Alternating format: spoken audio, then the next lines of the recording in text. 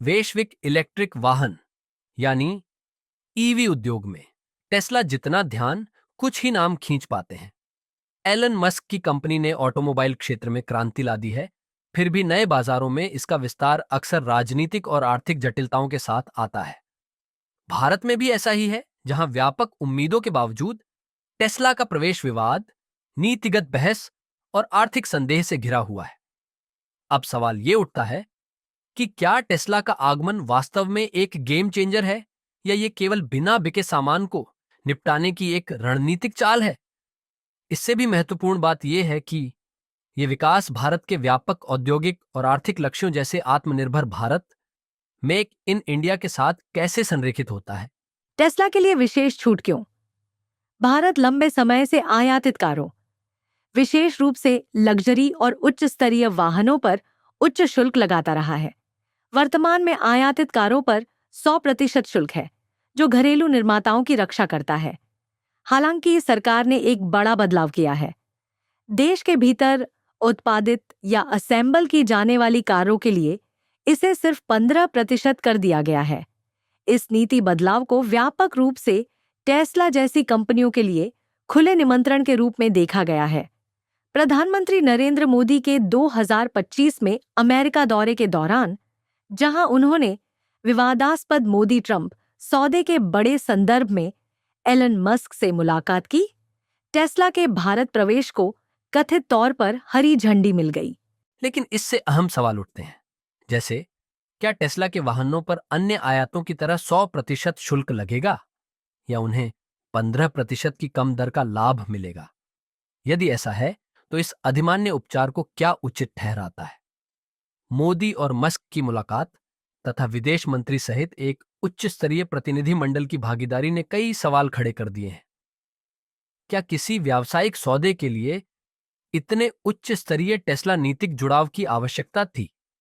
इस स्थिति में गहन जांच की जरूरत है, क्योंकि जैसे जैसे अधिक विवरण सामने आएंगे, भारत की व्यापार नीति और घरेलू उद्योग पर इसके प्रभाव स्पष्ट होंगे। टेस्ला का वास्तविक बाजार प्रभाव प्रचार से परे। टेस्ला की जबरदस्त प्रतिष्ठा के बावजूद इसका वास्तविक बाजार प्रदर्शन एक अलग तस्वीर पेश करता है। अमेरिका में इसके घरेलू मैदान में टेस्ला का कुल वाहन बाजार में केवल 4% हिस्सा है। वैश्विक स्तर पर जबकि टेस्ला 50 से अधिक देशों में मौजूद हो सकता है, इसने 2023 में केवल 18 लाख कारें बेची, जो सम्मानजनक संख्या है, लेकिन बाजार प्रभुत्व से काफी दूर है। कई लोग यह मानने में विफल रहते हैं कि टेस्ला के वाहन काफी महंगे हैं, जिससे वे उन्नत अर्थव्यवस्थाओं, यूरोप और अमेरिका दोनों में कम आकर्षक विकल्प बन जाते हैं। वास्तव में जर्मनी में निर्मित हजारों टेस्ला कारें यूरोपीय बाजारों में बिना बिके पड़ी हैं। चीनी ईवी दिग्गज BYD के उदय ने इस मुद्दे को और बढ़ा दिया है। कम कीमतों पर बेहतर गुणवत्ता की पेशकश करते हुए BYD ने यूरोपीय ईवी बाजार में हलचल मचा दी है, जिससे यूरोपीय संघ को चीनी ईवी पर सुरक्षात्मक शुल्क लगाने के लिए मजबूर होना पड़ा है।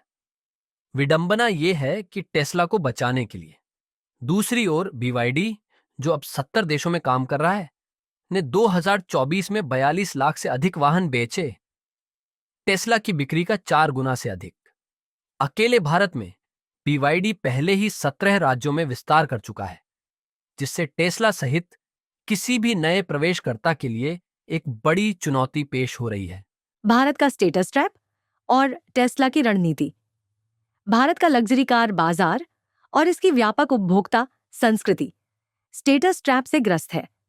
वैश्विक ब्रांडों का आकर्षण अक्सर व्यावहारिक विचारों से अधिक होता है, जिससे उपभोक्ता उपयोगिता और सामर्थ्य पर ब्रांड प्रतिष्ठा को प्राथमिकता देते हैं। भारतीयों में एक नया क्रेज आया है, जहां वे लोन पर मूल्य ह्रास वाली उपभोक्ता वस्तुएं यानी कि डिप्रिशिएटिंग कंज्यूमर गुड्स खरीद रहे हैं, यहां तक कि जब आसपास लोन शार्क भी मौजूद है। मस्क इस मनोवैज्ञानिक प्रवृत्ति का लाभ उठाकर टेस्ला के बिना बिके सामान को भारतीय बाजार में धकेलते हुए दिखाई देते हैं। ट्रंप फैक्टर, एक विनिर्माण दुविधा। ट्रंप की अमेरिका प्रथम नीति के तहत अमेरिकी निर्माताओं को चीन और भारत सहित अन्य देशों से नौकरियां वापस लाने के लिए प्रोत्साहित किया गया है। ये टेस्ला के लिए एक अंतर्निहित विरोधाभास प्रस्तुत करता है। यदि मस्क भारत में एक टेस्ला संयंत्र स्थापित करते हैं तो वह अमेरिकियों के बजाय भारतीयों के लिए नौकरियां पैदा कर रहे होंगे, जो ट्रंप के आर्थिक एजेंडे का खंडन करेगा। एक वैकल्पिक रणनीति टेस्ला के जर्मनी में बने वाहनों के लिए कम शुल्क प्राप्त करना हो सकता है, जिससे बिना बिके यूरोपीय सामान को भारत में निर्यात किया जा सके।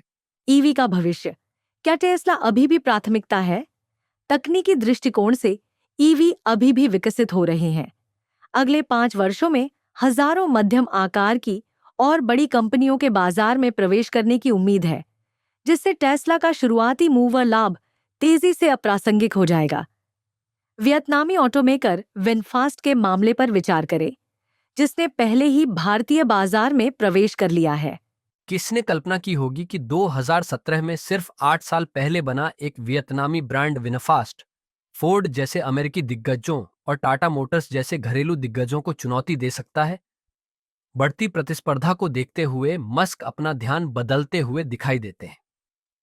टेस्ला अब उनकी प्राथमिक परियोजना नहीं है, इसके बजाय वह अपने स्टारलिंक पहल के माध्यम से भारत के इंटरनेट बाजार पर कब्जा करने में अधिक रुचि रखते हैं। ये भारतीय विनिर्माण के प्रति टेस्ला की दीर्घकालिक प्रतिबद्धता के बारे में और सवाल उठाता है। भारतीय ईवी ब्रांडों का भाग्य। भारत की मेक इन इंडिया और आत्मनिर्भर भारत पहले अस्तित्वगत संकट का सामना कर रही हैं। BYD, Tesla, Ford, Mercedes, BMW, Audi और यहां तक कि वियतनाम के विनफास्ट जैसे वैश्विक खिलाड़ियों के भारतीय बाजार में आक्रामक रूप से प्रवेश करने के साथ टाटा मोटर्स, महिंद्रा और मारुति सुजुकी जैसे घरेलू ब्रांडों का क्या होगा? बड़ा सवाल। क्या भारत सरकार भारतीय उद्योग की रक्षा कर रही है? सबसे अहम सवाल यह है कि प्रधानमंत्री मोदी की सरकार भारतीय निर्माताओं की सुरक्षा कैसे कर रही है?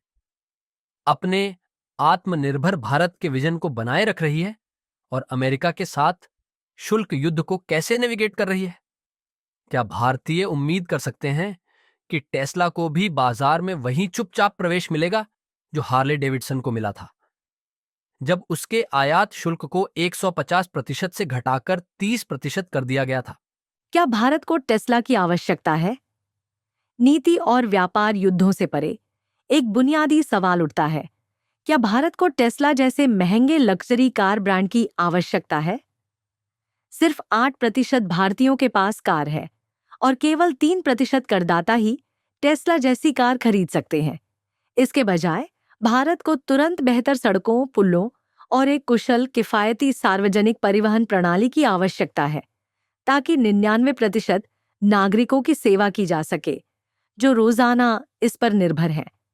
तो निष्कर्ष ये निकलता है कि टेस्ला की भारत कहानी जैसे जैसे सामने आती है, एक बात स्पष्ट है, असली चुनौती ये नहीं है कि टेस्ला सफल होगा या नहीं, बल्कि ये है कि क्या भारत के नीति निर्माता विदेशी कॉरपोरेट हितों पर देश की आर्थिक आत्मनिर्भरता को प्राथमिकता देंगे।